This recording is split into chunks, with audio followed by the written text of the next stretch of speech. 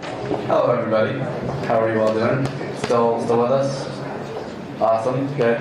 My name is Brandon Martinez. I am the CEO and one of the co-founders of Indmusic. Travis Hill, my channel strategist, is manning the computer back here. Indmusic is a YouTube multi-channel network. It's a term that's been thrown around a lot.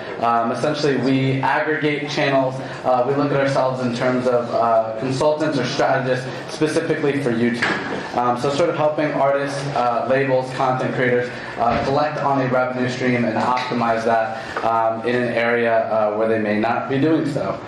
So we're the largest in independent music, as you'll see up there. 225 channels, 1.5 million subscribers, 1.5 billion views. Like I said, we work with labels, independent artists, and content creators.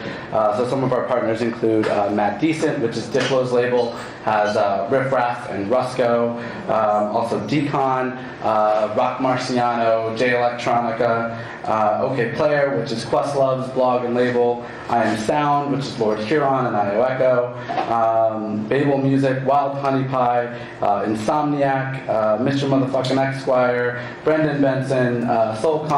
The list sort of goes on and on in terms of partners that we're working with. Right now, we are most known for Harlem Shake. Pull it up. So we were the guys that monetized that. I'm sure you've all seen it, so I don't know that you can cross-play it if you want to. You don't have to. Yeah. You guys know what it is.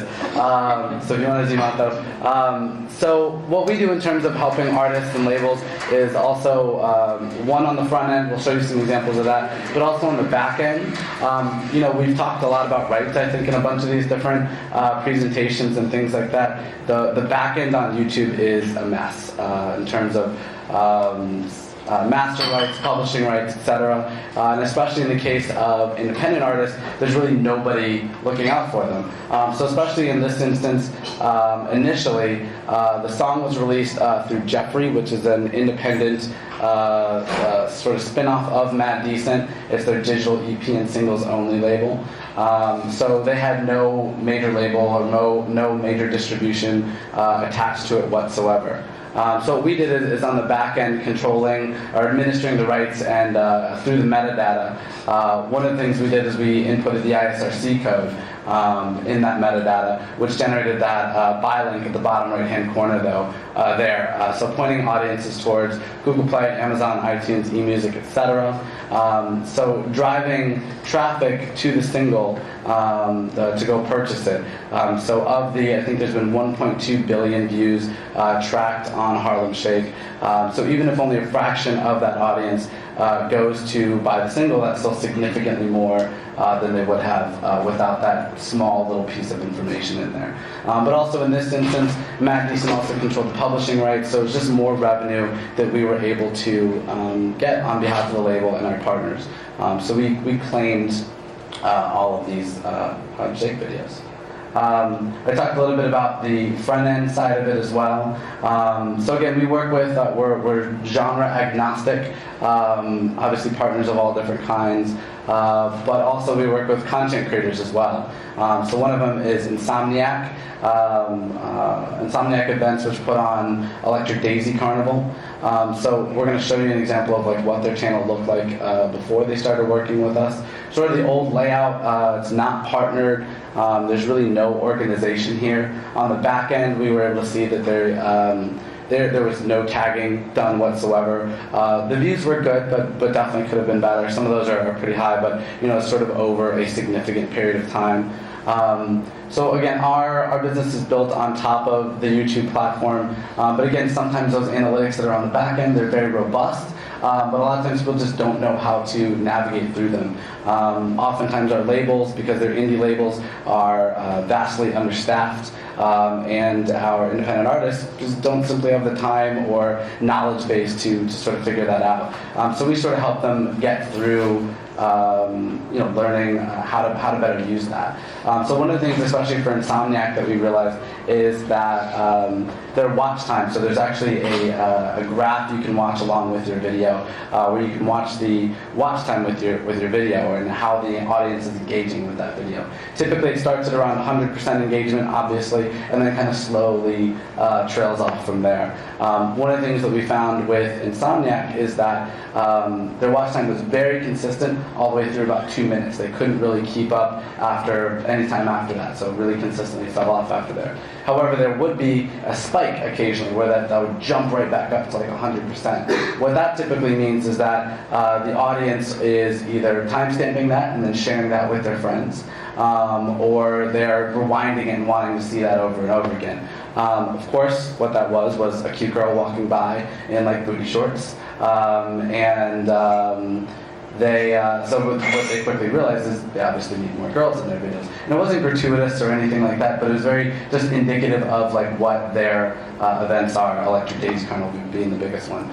So this is their newest video, just came out this week, and they took all of that into account. The views were double what they typically are within the first week, so typically they got about 100,000 views in the first week.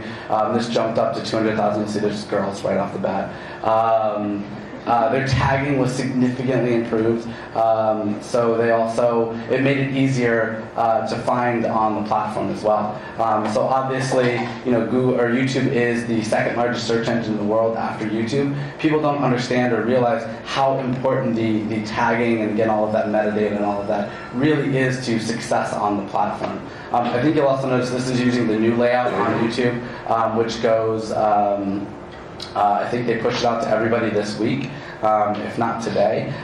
So you'll just see that they have these, what they're called sections. So you can see the video specifically, like Vegas and EDC and things like that, the other events. So it's just much better organized. And then again, the watch time on this video has been 4 minutes as opposed to 2 minutes.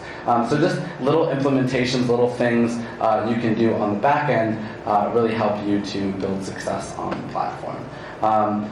Right now, we're really focused on rights management, again, because we've noticed that is such a mess on the back end of YouTube. So we just came back from a rights management training session at Google headquarters. I know it sounds fascinating, doesn't it? In San Francisco, and we're literally doing a full audit on all of our partners right now, making sure that we have as much of their rights cleared as we possibly can. And even in those areas where we may not be collecting on their behalf, we're still reaching out to the other organizations, publishers, and what have you, that should be claiming their rights and either aren't, or there's conflicts which cause monetization not to happen and that kind of thing.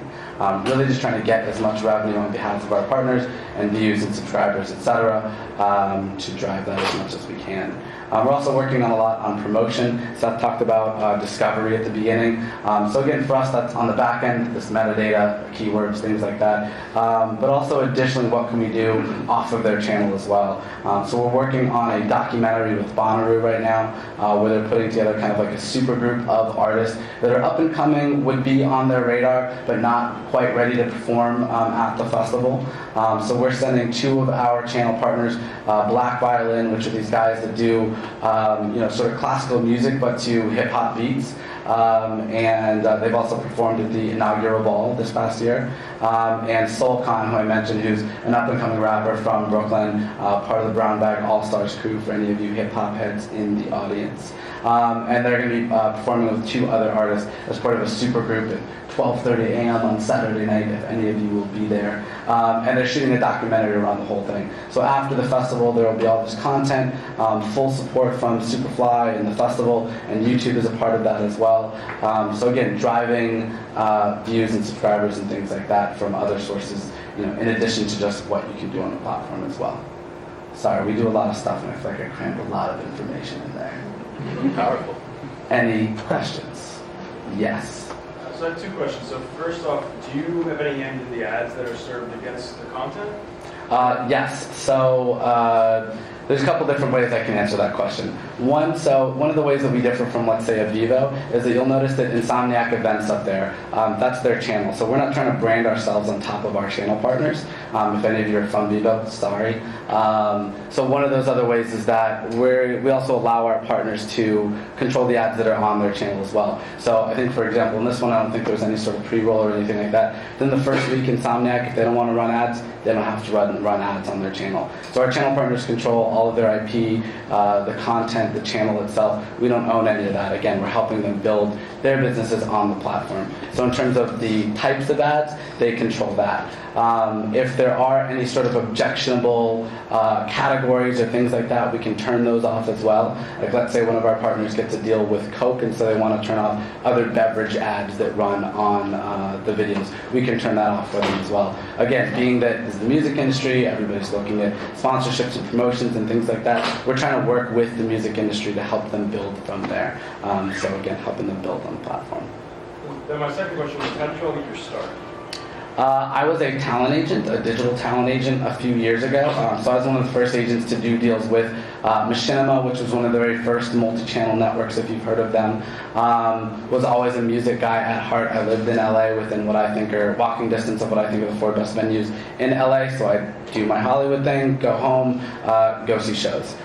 So sort of a light bulb went off in my head as sort of these sort of niche markets popped up in terms of servicing them on YouTube, that there had to be an opportunity like that for music. Yeah?